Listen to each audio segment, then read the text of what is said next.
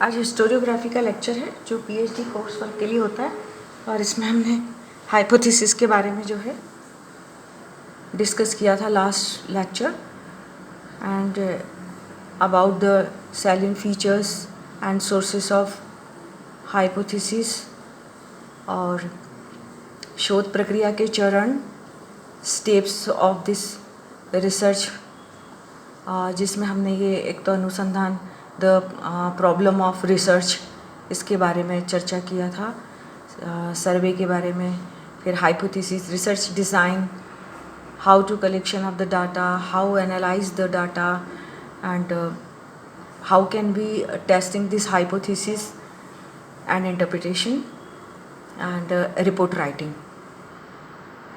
ठीक है ना, ये एक एक हमने जो है ये डिस्कस किए थे। और शोध का महत्व, द इम्पोर्टेंस ऑफ रिसर्च, इसमें कोई टॉपिक यदि छूट गया हो तो मुझे ध्यान नहीं आ रहा है, ये बताना आप।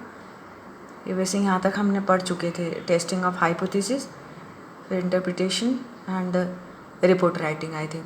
अब इम्पोर्टेंस ऑफ द रिसर्च, ये शायद ये भी हो गया था, मानव को जो एक नया डायरेक्शन मिलता है, व्यवहारिक समस्याओं का समाधान होता है, इंटेलेक्चुअल डेवलपमेंट होता है, कुछ नए कार्य होते हैं, विधियाँ एवं उत्पादों को मेथड्स सीखी जाती है, नए नए प्रोडक्ट्स को डेवलप किया जाता है और शोध पूर्वाग्रहों के निदान और निवारण में सहायक होता है। अभी इस बारे में थोड़ा सा डिस्कस कीजिएगा कि कैसे शोध पूर्वाग्रहों के निदान में और निवारण में सहायक होता है। मतलब इसको थोड़ा सा अपन डिटेल में पढ़ते हैं कि यदि हम कोई टॉपिक लेकर के रिसर्च करते हैं तो कुछ पैराडाइम्स बन जाते हैं। उन पैराडाइम्स को हम नया जब रिसर्च करते हैं तो उनका सॉल्यूशन हमें मिलता है। जैसे मैं आपको एक एग्जांपल बताती हूँ। अब हम अर्बनाइजेशन और विक्रमादित्य के उदाहरण को लेकर के चल रहे हैं क्योंकि आपके दिमाग में वो बात फीड हो गई है, तो वो आप उस चीज़ को जल्दी से पकड़ पाते हैं। इसलिए मैं ये दो एग्जाम्पल को लेके चलती हूँ। यदि आपको कोई अपने शोध टॉपिक को लेकर के कोई बात पूरी करनी हो या कुछ पूछनी हो, क्योंकि अभी तक मेरे पास किसी के भी कोई प्रॉब्लम या कोई डिफ़िकल्टीज नहीं आई है, तो आप उनको लेकर के पूछ भी सकते हैं। अब जैसे इस बात को अपन पहले क्लियर करते हैं कि शोध पूर्वाग्रहों के निदान, मतलब बायस्ड हिस्ट्री।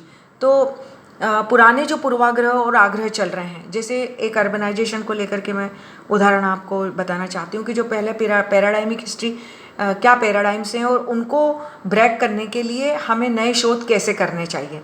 अब पहला पुराना पूर्वाग्रह जैसे अर्बनाइजेशन को लेकर के यही चल रहा है कि दो अर्बनाइजेशन हैं, प्रथम नगरीकरण और द्वितीय नगरीकरण।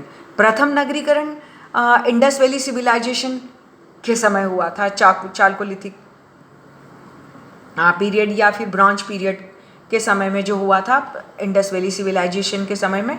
और दूसरा अर्बनाइजेशन लोह काल में हुआ था, iron age, that is 6th century BC में, जिसमें उज्जैन अर्बनाइजेशन के समय में हुआ था, उज्जैन का अर्बनाइजेशन, और बहुत सारे नगरीकृत हुए थे।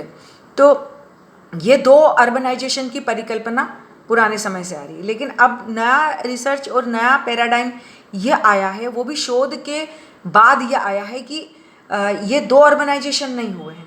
जो पहला चल रहा है उसी की कॉन्टिन्यूटी अब तक चल रही है, उसमें जो है सेकंड अर्बनाइजेशन मर्ज हो गया है अब।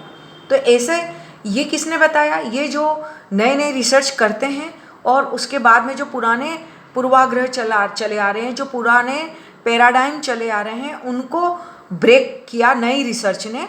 और ये बात अब सिद्ध हो गई है नया पैराडाइम के अनुसार कि पुराना ही सातत्य चल रहा है अर्बनाइजेशन का, पुराना ही नगरीकरण चल रहा है और कोई सेकंड अर्बनाइजेशन नहीं है, यही उसका पार्ट है।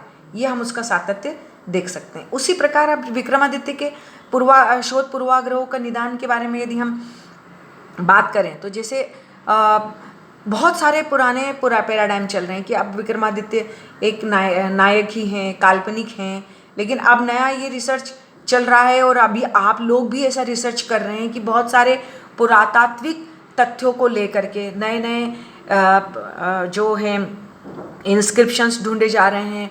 आप भी खोज रहे हो अपने रिसर्च के जो कर रहे हो, और नई मुद्राएं आ रही हैं जिनके की आधार पर अब ये जो है पुराने पूर्वाग्रह खत्म हो चुके हैं, ठीक है। अब वो काल्पनिक नायक नहीं है विक्रमादित्य, अब आर्कियोलॉजिकल उनकी तथ्यों के आधार पर पुष्टि हो चुकी है।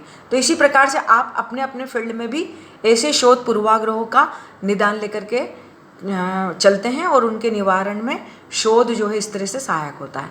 अब शोध के प्रमुख सोपान है ना, अब अपन नेक्स्ट चल रहे हैं कि क्या क्या नए शोध के प्रमुख, जैसे ज्ञान क्षेत्र की किसी भी समस्या को सुलझाने की प्रेरणा मिलती है, प्रासंगिक तथ्यों का संकलन, तार्किक विश्लेषण हम करते हैं ना, लॉजिकल एनालिसिस करते हैं, उसकी स्टडी करते हैं, फिर निष्कर्ष की प्रस्तुति देते हैं, रिप्रेजेंटेशन ऑफ द इन्फरेंस और द कंक्लूजन।